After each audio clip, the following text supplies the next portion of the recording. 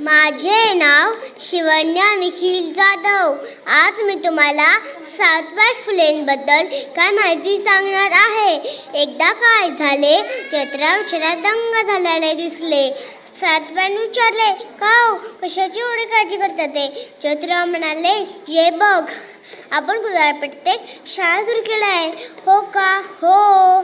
सध्या कशी चालली आहे ती? तशी बरी चालली आहे ती. पण काय, थांबलात का?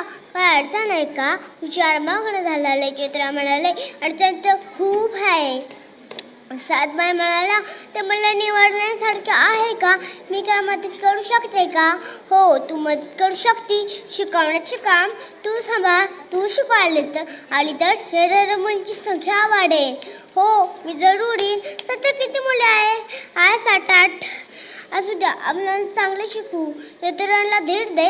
सावित्रीबाई म्हणाल्या, असू द्या, आम्हाला चांगलं शिकू. इतर मुले हळूहळू येईन.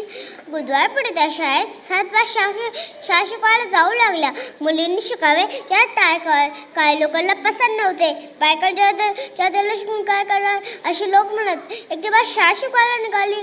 सावित्रीबाई शाळा शिकवायला जाऊ लागल्या की रस्त्यावरचे लोक खिदी असत, पोट करून दाखवत, दगडगोटे मारत, शेणगोळे फेकून मारत.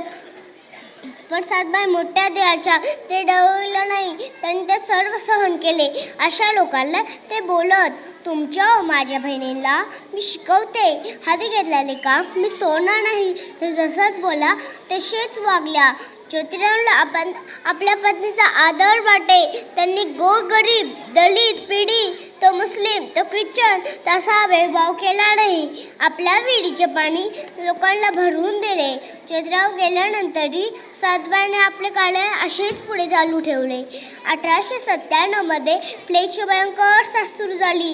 गावखेड्यात पसरली. गावखेड्यातले लोक गावचे गाव सोडून रानात निघू लागले.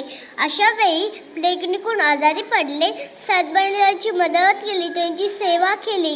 एके दिवशी अशा रुग्णाला दवाखान्यात नेता त्यांना पण प्लेगची लागण झाली आणि तिथंच त्यांचा मृत्यू झाला. सावित्रीबाई या जगातून गेल्या, पण कीर्तबाने त्या आपल्यात राहिल्या. महात्मा ज्योतिराव फुलेंची जय. सावित्रीबाई फुलेंची जय. अशा शूरवीरांना दाखवण्यासाठी येत आहे LKG के छात्र. आपण त्यांचा जोर टाळणे स्वागत करूया.